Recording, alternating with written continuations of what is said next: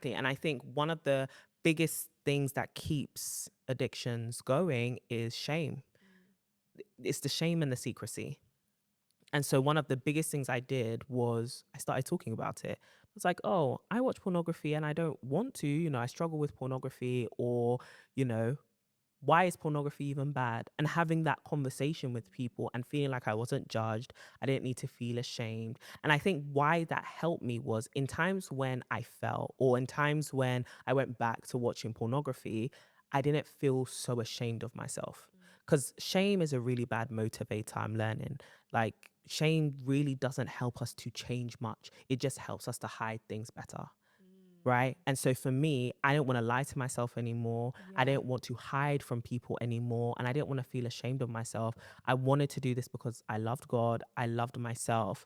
And that meant that every time maybe I made a mistake or I slipped up or I went back to old habits, I didn't see myself as a bad person who was incapable of changing. I saw myself as someone who had a big struggle with something that was really hard to quit.